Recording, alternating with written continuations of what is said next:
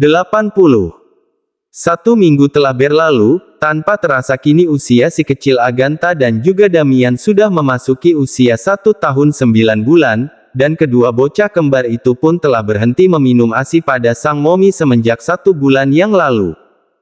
Malam hari yang sudah cukup larut ini benar-benar telah membawa kedua bocah mungil itu larut dalam menggapai indahnya sang mimpi. Seolah tak pernah bosan, Adinda selalu menatap wajah kedua malaikat kecilnya yang sudah terlelap itu di setiap waktu malamnya. Kap, tiba-tiba saja Al mencium tengkuk Adinda. Astagfirullah mas ini ya selalu saja membuat Adinda selalu terkejut seperti ini. Ujarnya dengan bibirnya yang sudah mengkerucut. Sayang, mau sampai kapan kamu kesal seperti ini? Setiap kali mas menyentuhmu secara tiba-tiba seperti ini sayang, kan kamu tahu mas paling sangat suka jika menyentuhmu tanpa bersuara sayang. Sahut Al dengan suaranya yang terdengar menggoda. Adinda hanya bergidik mendengar suara suaminya yang terdengar menggoda itu. Wanita dengan paras manis itu sangat paham betul jika sang suami sudah bersikap menggoda seperti ini pasti keinginannya adalah saling bertukar keringat melewati malam panasnya di atas ranjang. Al menarik lengan kiri Adinda hingga berbalik menghadapnya, ia merengkuh pinggang kecil istrinya itu hingga menempel tanpa adanya jarak sedikit pun dari keduanya. Mas! Seru suara bak sehalus sutera itu. Al pun meraup bibir Peach itu yang memang sudah menjadi candu baginya. Ia terus melakukannya seolah tak pernah puas untuk melepas pagutan bibirnya pada bibir Adinda istrinya. Hingga akhirnya Adinda mulai terengah-engah dan berusaha untuk mencari pasokan oksigen di sekitarnya barulah Al melepas pagutan bibirnya itu. Dalam hatinya Al tersenyum, meski sang istri telah diajari bagaimana cara berciuman namun tetap saja sang istri tidak mahir melakukannya dan ujung-ujungnya pasti dirinya lah yang akan menang dalam hal berciuman. Al menggendong tubuh mungil itu untuk ia rebahkan di atas kasur empuknya. Ditatapnya wajah istrinya itu dengan begitu lekat. Sayang, bagaimana, apa kamu sudah bersedia membuat adik bayi untuk si kembar? Al menanyakannya karena sudah 1 bulan terakhir inilah istrinya Adinda tidak lagi meminum obat pencegah kehamilan, dan itu pun Al lakukan tanpa sepengetahuan istrinya. Hebat memang, dalam hal membuat dan ingin memiliki seorang anak rupanya Al memiliki kendali penuh di atasnya. Bagaimana, apa kamu bersedia sayang untuk mengandung anakku untuk yang kedua kalinya? Tanyanya lagi. Adinda memejamkan kedua matanya sebelum akhirnya ia membukanya kembali. Insya Allah, Adinda bersedia mas. Sahutnya lembut dengan senyuman. Dan Al pun kini kembali mencium bibir Peach itu dengan begitu mendamba. Kini sepasang insan yang telah larut dalam lautan cinta itu, akhirnya kembali melakukan hubungan percintaannya tanpa adanya sehelai benang pun yang menjadi penghalang di tubuh mereka. Entah berapa lama mereka melakukannya, namun yang pasti hubungan percintaan yang dilakukannya telah membawa mereka pada sebuah kenikmatan surgawi. Pagi hari yang begitu menyejukkan nan asri, membuat banyak insan berbondong-bondong untuk menikmati indahnya pagi di sebuah taman indah yang digemari oleh banyak orang, terlihat indah, asri, bersih dan terasa sejuk itulah alasannya. Dan itulah alasan yang membuat seorang Kelvin dengan putra semata wayangnya yaitu Kenzi Handoko, meluangkan waktu bersantainya untuk berkunjung di sebuah taman mini yang ada di negeri jiran itu. Kelvin dan juga Kenzi saat ini sedang duduk lesehan dengan beralaskan sebuah karpet tipis yang cukup untuk menampung dirinya dan juga sang putra duduk, tak lupa dengan beberapa mainan milik Kenzi yang juga diletakkan di sana. Apa-apa papa? Panggil si imut Kenzi pada sang papa. Iya nak, ada apa? Sahut Kelvin dengan mengelus pucuk kepala putranya. Ezi mau mainan pelti itu, Kenzi mau mainan seperti itu. Tunjuk Kenzi pada salah seorang anak kecil laki namun lebih tua dari usianya yang juga bermain di taman dan sedang sibuk dengan mainan robotnya. Kelvin pun menoleh ke arah di mana tangan mungil putranya itu menunjuk. Baiklah nak, nanti sore akan papa belikan di mall, Kenzi tenang saja, papa akan membelikan Kenzi mainan robot seperti itu lebih banyak, biar Kenzi puas nanti mainnya.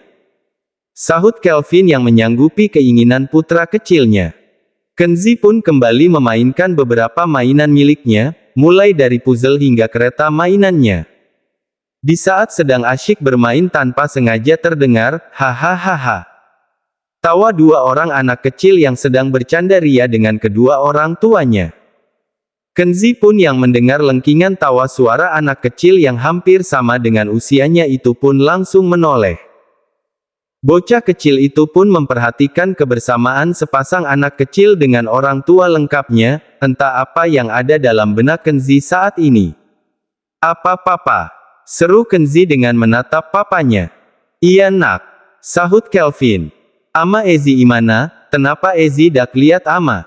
Mama Kenzi di mana, kenapa Kenzi tidak melihat mama? Tanya Kenzi dengan tatapan penuh harapnya agar sang papa bisa mengatakan di mana mamanya. Hati Kelvin begitu tersentak ketika mendengar sebuah kalimat yang tidak pernah ia sangka akan dilontarkan oleh putranya Kenzi. Bagaimana bisa putra kecilnya yang masih belum genap berusia 2 tahun ini sudah menanyakan tentang mamanya? Bukankah selama ini dirinya tidak pernah membahas ataupun menyinggung tentang seorang mama pada putranya? Lalu bagaimana bisa putranya bisa bertanya seperti itu? Kenzi, kenapa tiba-tiba Kenzi menanyakan itu nak? Tanya Kelvin tercekat. Tanah tata sultan nenek tubutan Amana Ezi dak ada, Amana Ezi imana pa?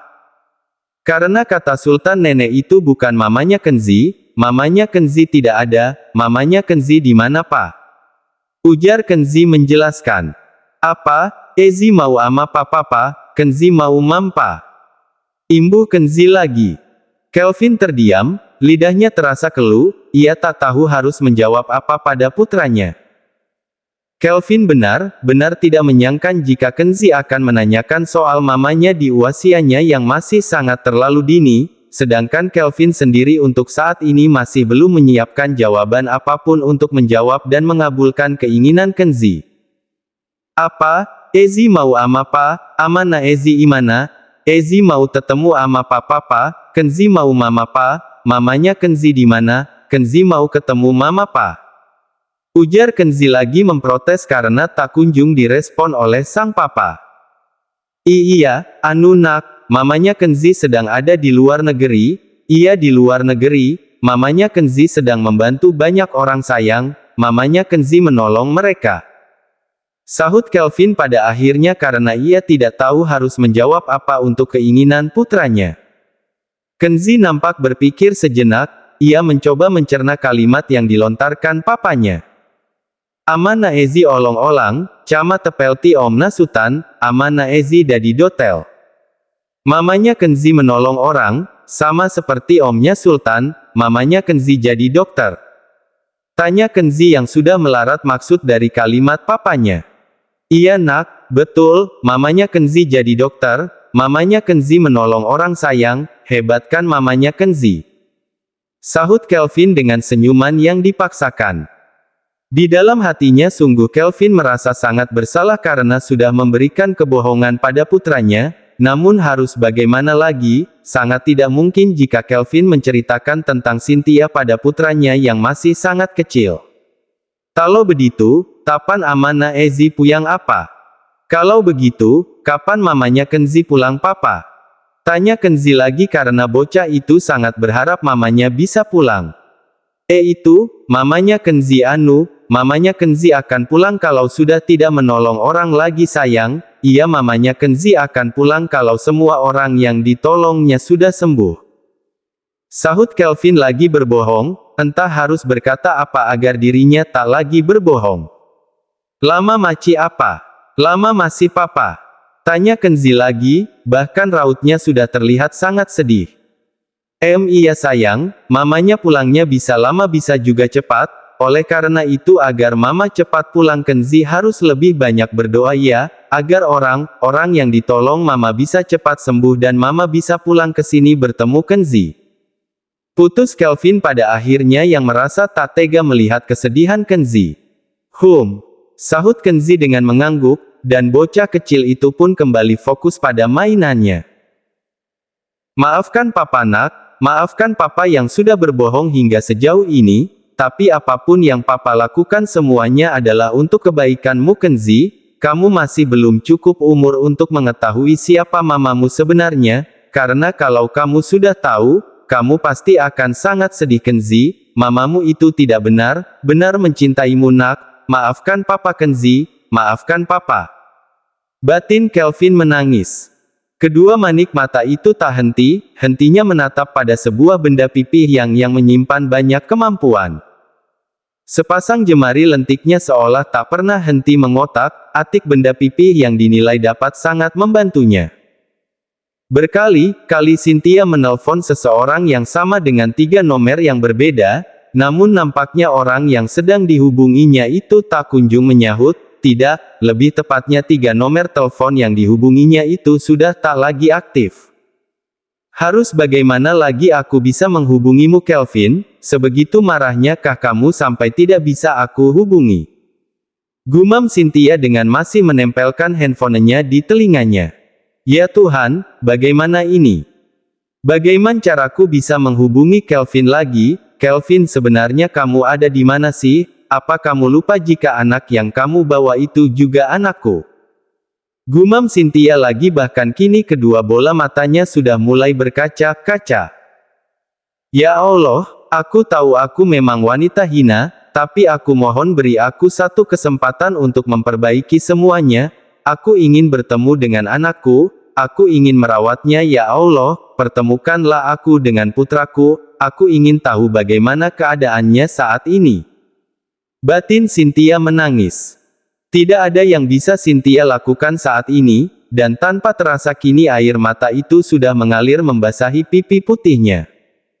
Rindu, sedih, itulah yang Cynthia rasakan, dan mungkin inilah balasan yang harus ia dapat dari perbuatan buruknya di masa lalu.